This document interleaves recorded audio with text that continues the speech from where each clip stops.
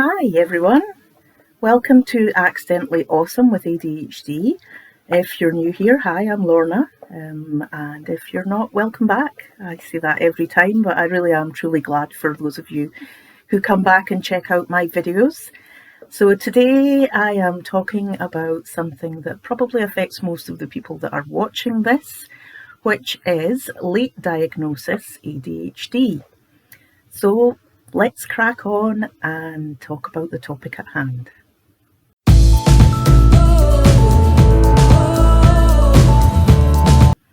So, late diagnosis ADHD. What does that mean? Well, to me, basically it means that you have been diagnosed as an adult rather than a child. I did have a wee look into this to see if there was a specific age that you're classified as being late diagnosis, but I couldn't come up with anything. So yeah, it's just my guess. If you know better, then please let me know, because I would like to know. And yeah, I think a lot more people are finding out that they have ADHD when they're older. And many parents, people like myself, are finding out they have ADHD after their kids have been diagnosed. So you find out that your child or children have ADHD or another neurodiversity like autism or OCD or something like that, perhaps even dyslexia.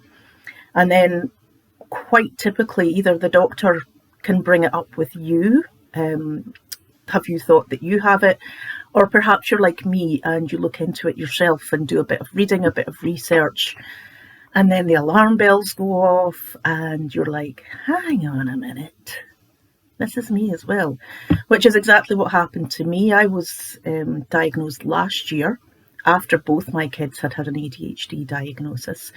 And then I found out that I was combined ADHD, which is inattentive and hyperactive. So why are women more likely to be diagnosed later than men? Yes, men, I'm sorry. I'm sure that some of you are later diagnosed, but the situation between men and women is slightly different, purely because the diagnostic that doctors, psychiatrists use are skewed towards the presentation of ADHD in boys. This goes way back to the start of it all, I guess. Even now we're finding that there's very little research into ADHD in girls, ADHD in women, even ADHD in adult men rather than boys. So let's hope that the researchers and the diagnostics get changed to reflect that in future years so that people aren't slipping through the cracks. So yes, men and women can be neurodiverse, and yes, for the majority of cases it does go into adulthood. But we have been finding out that more boys than girls were diagnosed. Part of this can be because the socialisation of girls, even now when we're trying to have those slightly more equal gender roles, socialisation of girls is still pretty typical, sit down, be good, don't fidget, do this, do that, be tidy, be on time. So generally speaking, many girls and women internalise their ADHD symptoms. They suppress it, they mask it, which is a very difficult but normal thing that happens to women, and I'll put a link up here to at the top somewhere to another video I've done about masking. And that can cause issues like depression or anxiety because you don't feel like you're being your true self. And masking makes it harder for people like teachers and doctors to pick up on the actual issues that you do have. So when you're trying to fit in, you really are just hiding the problem, and things tend to happen for women a bit later in life. So you might find out that your struggles only happen when you leave home, after you've had kids. And up until then, you might have coped fairly well, not fantastically well, but fairly well, just purely because you've had structures in place that have allowed you. So why is late diagnosis so problematic? Well, as I say, for the majority of people, ADHD doesn't go away in adulthood. They used to think it did, but I think these days we're under, the impression that it just changes somewhat. You're not the same person you were as a child as when you're in your 20s, 30s, 40s, or whatever. So the same issues affect you now. So that can be executive function, that's your social capacity, that's your emotional regulation, your financial capabilities, which you don't have to worry about as a child, your employment or study, your relationships. And ADHD can cause problems in all of these things. So you could find that you have chronic lateness because you're time blind. You are no good at remembering your financial responsibilities, so you forget to pay bills. You could find that you're losing paperwork at work or school or at home, excuse me, or that you struggle getting projects done on time or assignments handed in on time.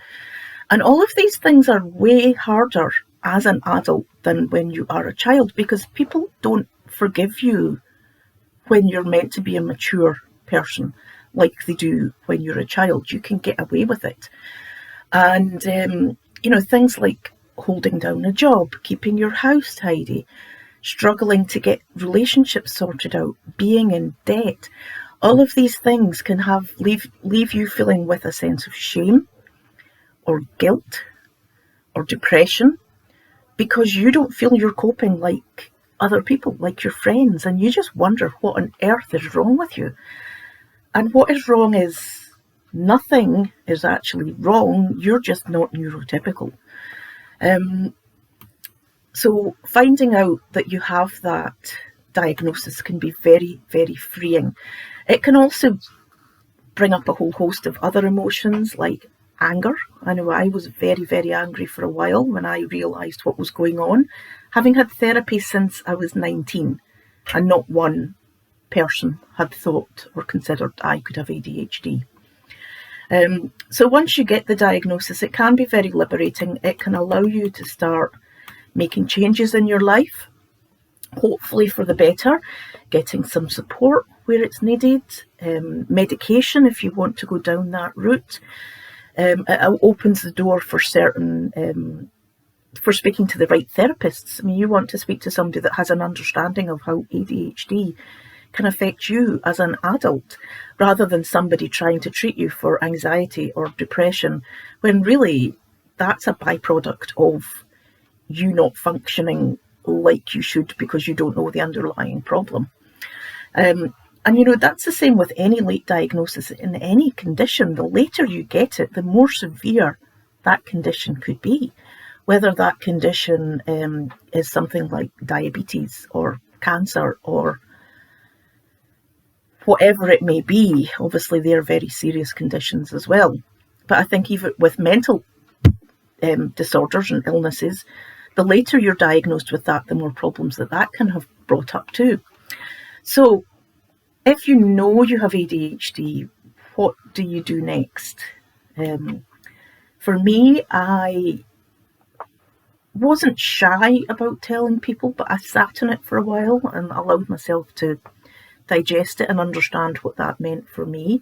I told people I wasn't embarrassed about this diagnosis, because I felt like the reason I'm doing this channel, the more people who understand that there is nothing wrong with having this condition, the easier it will be for us to get the support that we need. But you don't have to tell anyone. There is no legal requirement for you to tell anyone you have ADHD.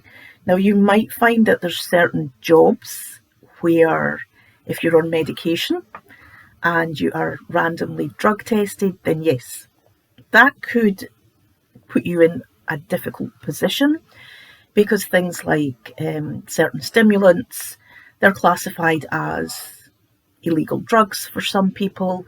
So if that's the case, then I would suggest looking at your contract and your HR policy and telling the necessary person, speak to your HR or your direct line manager in confidence, let them know your diagnosis, back it up with paperwork from your doctor Let them know that you have been prescribed this medication, that it is helping you, and hopefully that will help if and when you have a drug test done and it maybe comes up with something that shouldn't necessarily be there. Apart from that, what else can you do to make things easier for yourself? Well, I'm a great believer in educating yourself. Whatever's going on with you, you need to be able to understand it. So read everything you can. Watch YouTube videos like this and share them and subscribe, please. Podcasts, there are lots and lots and lots of them about.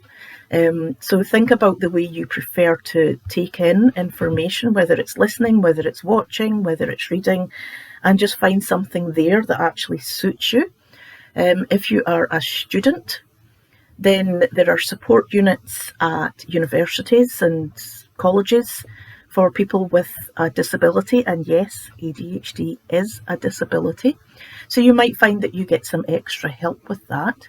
I would also recommend that you keep your GP in the loop.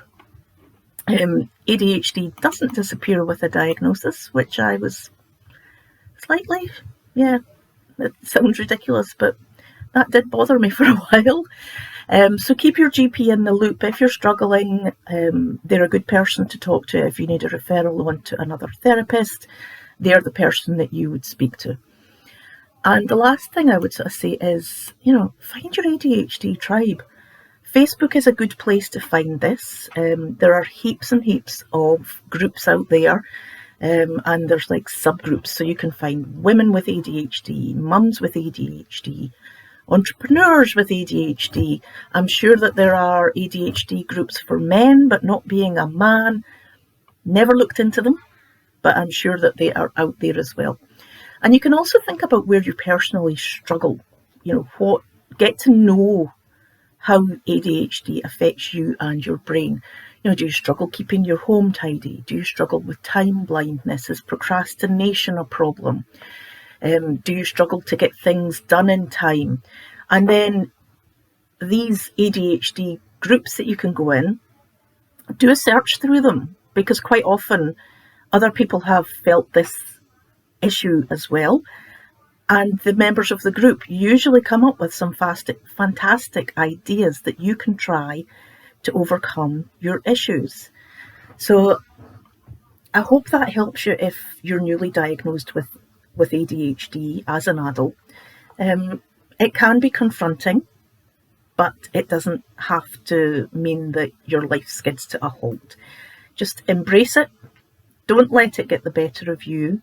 Educate yourself and be thankful that you know what's going on in your brain. I mean, after I got all over being really angry that nobody else had picked up on it, I was relieved to know that I wasn't going completely crazy at times, that there was a real issue, and that's what it was. So anyway, if this has helped you, I hope that you like the video, that you subscribe. If you've got any comments at all, pop them down below and I'll try and get back to you as soon as I can. I'll speak to you soon, friends. Bye.